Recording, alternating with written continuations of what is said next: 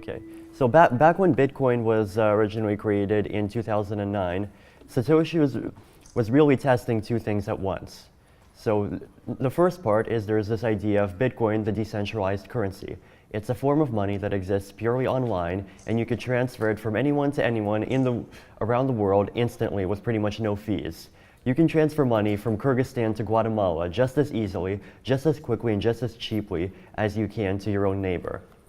And as we have seen, there are a lot of people interested in that innovation. Bitcoin, the form of money, has attracted a pool of $10 billion of wealth over the past 5 years. It is being accepted by over 50,000 merchants worldwide. And we have companies like BitPay and Coinbase that are trying very hard, and I would say succeeding, at getting Bitcoin adopted by increasingly large segments of the population. And as Ryan has said, I think we're only getting started. But at the same time, there's also the other side of Bitcoin, which is Bitcoin, the blockchain. So Bitcoin, the technology, is this global trust-free, decentralized database. It's this database that anyone can add things to, but you can't remove anything from. And it just so happens that currency is the first app. Now, these two technologies, by necessity, have to be married together. Because in order to have the decentralized database, you need to have security. In order to have security, you need to have incentives, and you need to have a currency. So really, Satoshi had to take these two concepts, which are really quite different, and test them both at the same time. Now, the second side of Bitcoin, the Bitcoin blockchain, is something that I think has been seeing a bit less attention maybe in the first few years, but interest is also picking up. So here are some of the first applications of Bitcoin, not as a form of money, but Bitcoin as a form of distributed consensus. So first one is Namecoin. Namecoin is essentially a distributed DNS system. For those who do not know what a DNS system is, when you go to google.com, how does your computer know which server to talk to? So the answer is that there exists this system which maps the name google.com to the server's IP address. So your computer actually first queries this domain name system, and it asks, hey, what server is google.com? And the server answers, and that's how you're able to talk to Google's server without having to memorize everyone's IP address. Second part, escrow transactions.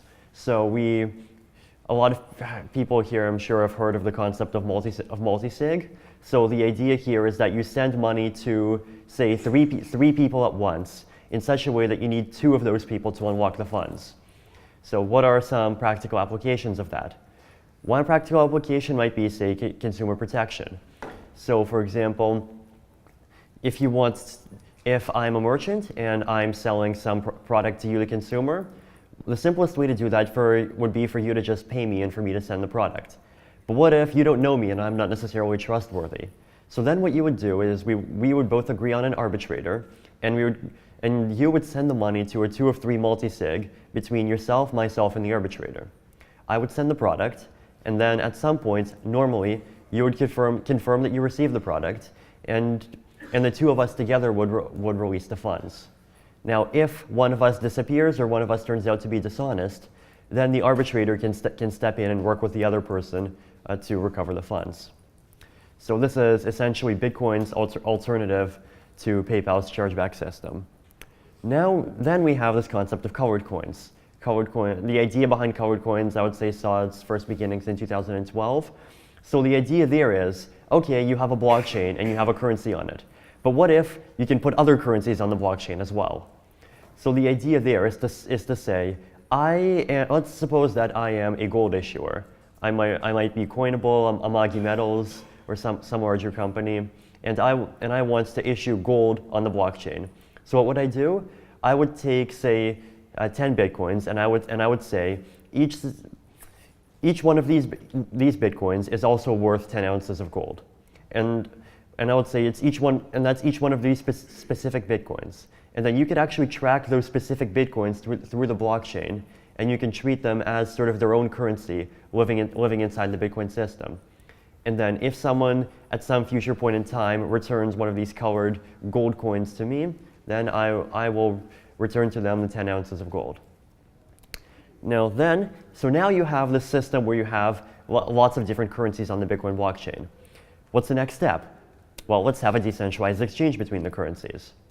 So as it turns out that this is actually somewhat hard to implement, so the research behind it has actually taken some time to develop, and we are actually seeing a lot of interesting protocols around that over the last 6 months. Now after that, there's also some other interesting ideas. There's this concept of smart property. So the idea there might be, what if you had, say, a museum pass, and the idea there was that you would issue a currency where that currency has 1 unit, and if you own that unit, then you can use your phone, and you can sign a message with the private key that owns that little currency token, and then that sort of works as a museum pass. You can use it to get into a museum. If you want to sell the museum pass, then you just transfer the coin to someone else, and now they can sign it with their phone, and they can gain access. Another idea is smart contracts. So the idea there is that instead of having contracts that are enforced by the legal system, you have contracts that essentially enforce themselves. So one idea here might be a financial contract. So suppose that I might want to put $1,000 worth of Bitcoin into this financial contract, and then some other counterparty would put in $1,000 into the financial contract. And then 1 month later, I would get $1,000 worth of Bitcoin back. And the idea is, what if you can have this contract enforce itself?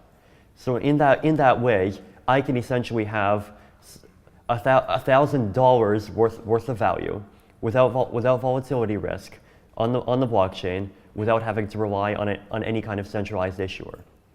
Finally, there's this idea of decentralized autonomous organizations. So the idea of a DAO, or as other terms you might have heard include decentralized autonomous corporations, or decentralized autonomous companies, decentralized autonomous communities. The idea there is to have either a company, an organization, perhaps it could be a company, it could be something like WikiLeaks, it could be something like ICANN, the Internet Corporation for Assigned Names and Numbers, which is the organization that actually manages the IP address allocation and DNS registration and so forth. What if you could have these organizations live entirely on the cloud?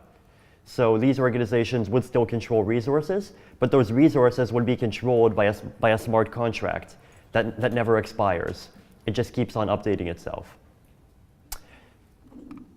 So these are essentially some of the applications, and there are thousands more that we haven't even thought of. Now, here's just some detail about how colored coins works. So you would have some issuer declares that some set of Bitcoins have a certain color. And then if you send a transaction where the inputs have a certain color, then the outputs have the same color.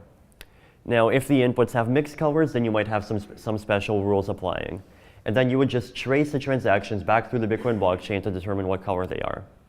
So you could see there a simple diagram is that you might have green coins, blue coins, and red coins, perhaps representing US dollars, gold, stocks in a company, whatever else. And you could simply trace them through the transaction graph and figure out exactly who owns the coins of each color at any given time. Now, another more advanced idea is this concept of a metacoin. So the idea behind a metacoin is this idea that we should treat metacoins we should treat Bitcoin as this low-level protocol, like a sort of TCP/IP on the internet, and then we should build other protocols on top. So this other protocol would use Bitcoin just as a data layer. It would put data into Bitcoin transactions, and then you could see that there would be a completely separate metacoin protocol that would scan through the transactions to determine what the balances are. So what are the advantages? Theoretically, pretty much no limits. You could have decentralized exchange, you could have savings accounts, you could have advanced smart contracts, you could have peer-to-peer Satoshi dice. Theoretically, there's pretty much no limits to what can be done with this kind of paradigm. However, the problem is that there are a lot of people think that you can just implement all this stuff on top of Bitcoin. But in reality, there are actually serious scalability issues to doing so. And as I'll explain, these scalability issues are actually the reason why people have been so frustrated trying to implement this stuff. Like, Colored Coins project has been working hard for the last 18 months, and they've been trying to come up with extremely clever color transfer rules and to try and make things more efficient. But so the fundamental issue here is this concept of simplified payment verification. So in Bitcoin, as it turns out, you do not need to download the entire blockchain to have a secure Bitcoin client. You can just look for specific transactions. And now Bitcoin has this mechanism called a Merkle tree that you can use, where you can prove that a certain transaction exists in the Bitcoin blockchain, but only download a small part of the data of the entire data set. So the idea there is that nobody can actually forge any part of the Merkle tree, because the differences sort of keep on cascading upwards, and eventually there's some kind of inconsistency. Problem is, however, if you try, now with Bitcoin, simplified payment verification is nice and easy. Lots of Bitcoin clients use it, it's great. With Colored Coins, it's actually hard, because you have to trace every single transaction all the way back through the blockchain, and you might need to do hundreds or thousands of simplified payment verification requests. With Metacoins, it's pretty much impossible. Every node has to process everything. So here is where Ethereum comes in. So what we've said with Ethereum is that, yes, this idea that we should have HTTP on top of TCP/IP is wonderful. That's the way the internet protocol works. That's the way every other protocol works. That's the way cryptocurrency protocols should work. But Bitcoin fundamentally was never designed to be a TCP/IP. Bitcoin was more designed to be an SMTP. SMTP being the protocol for email. It's a protocol that is very good at one particular task. Bitcoin is very good for transferring money, but it was not designed as a foundational layer for any kind of protocols to be built on top. So Ethereum is therefore its own blockchain. So Ethereum borrows from Ripple this concept that we should separate the state from the transaction list. So you do not need to download every single transaction that ever happened in order to determine what the current state is. And here's the fundamental part. It has its own built-in programming language.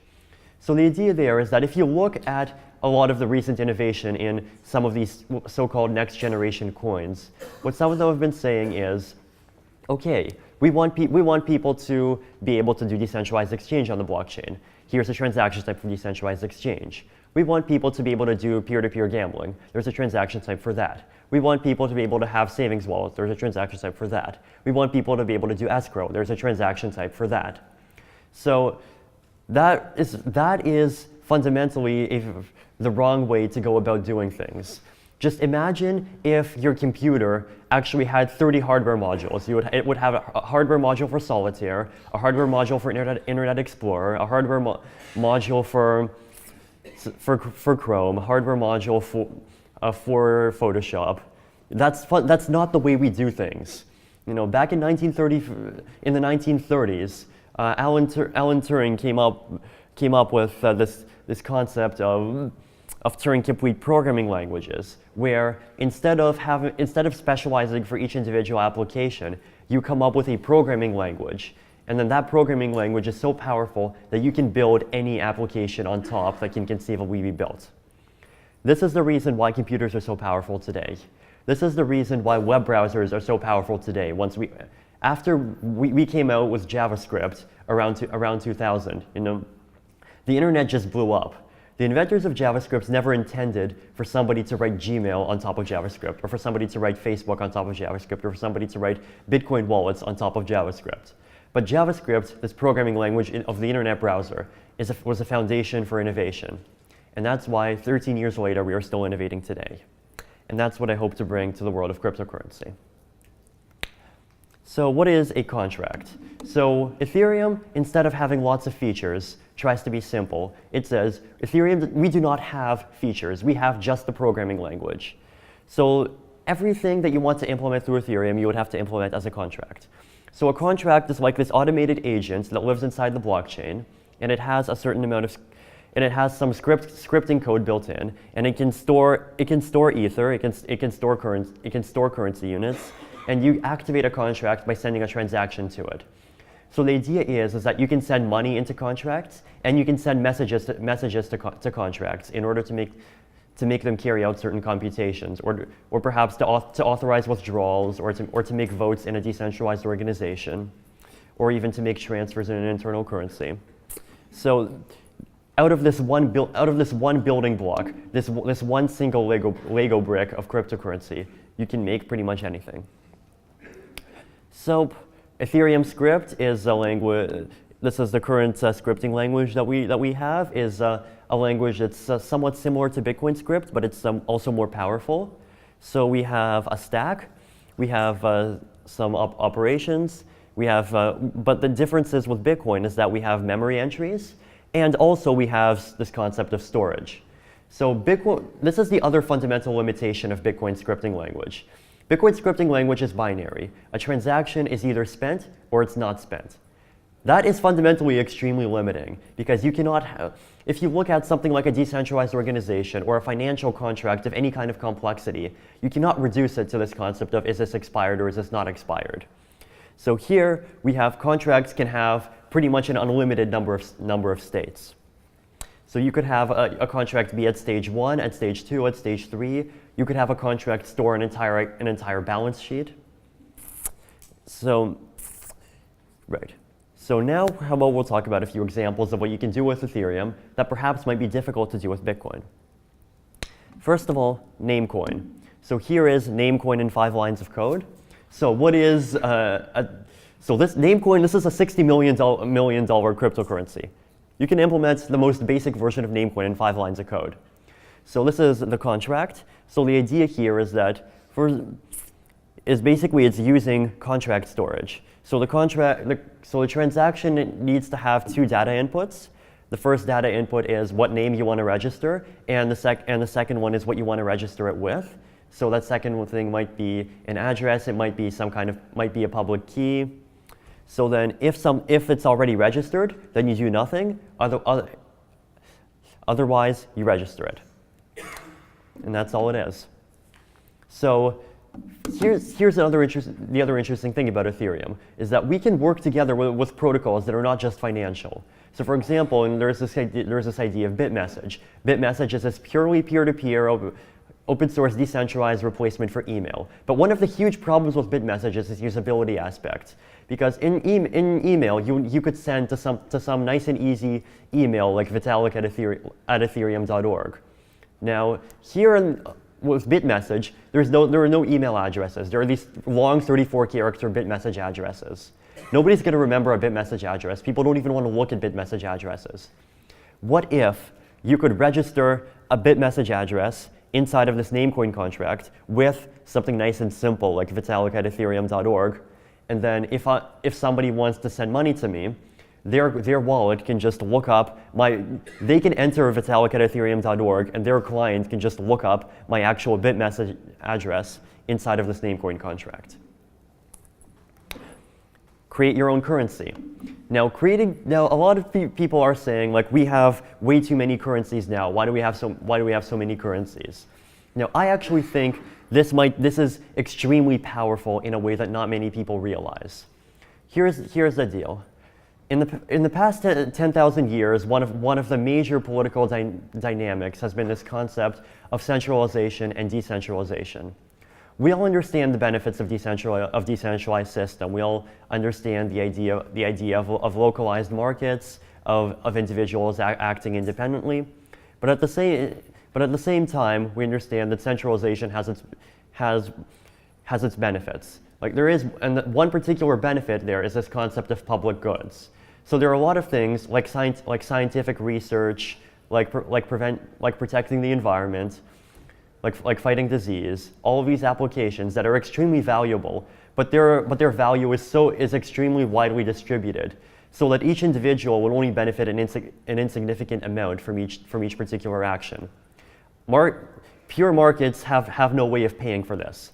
Centralized institutions do, simply because they are so large that they can absorb enough of the benefit for it to be worth it for them to do these things. So this is why we have large corporations. This is why we often have large governments, and this is why we have large nonprofits. Now, currencies are actually a very interesting thing, because creating your own currency is actually the first time that we have something which is simultaneously decentralized and it can fund these public goods. You can have a currency such that 20% of the issuance goes to people who do mathematical research. And then if people want to support mathematical research, they can accept the currency. That doesn't actually cost to them. It's not like they're donating, they're not losing money. But at the same time, the more people accept this currency, the currency just naturally gains value, and people working on math problems just get this extra phantom value out of nowhere. You could have currencies that fund medical research. You could have currencies that try to fund environmental applications. So the idea here is that let's not have one currency. Let's have thousands of currencies, and we can have this sort of economic democracy through a currency system. So Ethereum is a platform that makes it 1,000 times easier to bootstrap your own decentralized currency, because you can just make it as a contract. Hedging contracts. We talked about this a bit. I put in $1,000, you put in $1,000 worth of cryptocurrency, so worth of Bitcoin, worth of Ether, and then a month later, I get $1,000 back, and you get the rest. So what's the value proposition for you? You get to speculate in favor of Ether at a 2x leverage, and the value proposition for me is I get security. I don't have to deal with volatility risk. So we've seen for a lot of applications that are trying to say, oh, if people want to have US dollars on the blockchain, let's have an issuer, and that issuer will issue their own currency, and that currency can be redeemed for US dollars. Yes, that is one way of doing it, but you have to trust an issuer.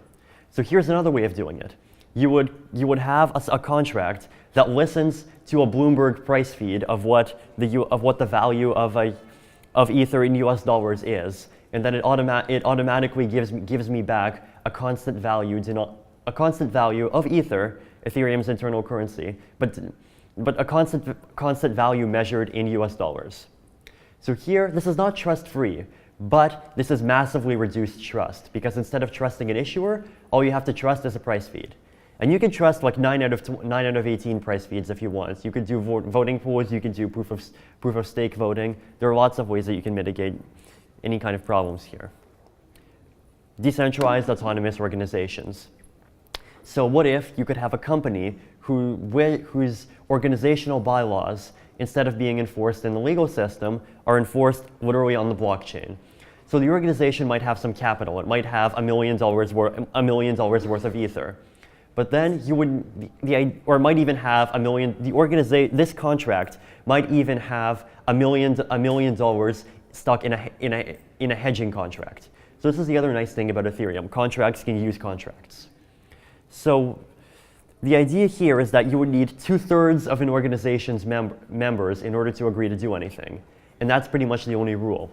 You could even have self-modifying code. You could have a rule that says you need the support of 2/3 of an organization's members in order to change the rules of the organization. Sure. And just one more. And here are some other interesting applications. Savings wallets. So we talked about multi-signature escrow. Here are some. Ethereum potentially offers massively expanded versions of multi-sig escrow. You could do withdrawal limits. Crop insurance. What is crop insurance? You could have you could have a financial contract off of the weather. Peer-to-peer gambling. So you could do peer-to-peer Satoshi dice on the blockchain. Decentralized exchange. Data storage. Decentralized Dropbox. You can have a decentralized Dropbox implementation that lets anyone participate. You will be able to earn money by renting out your hard drive. Mesh networking. Reputation systems. You could use you could expand this idea of Namecoin and turn it into an entire reputation system, into an entire decentralized social network. And perhaps maybe even Skynet.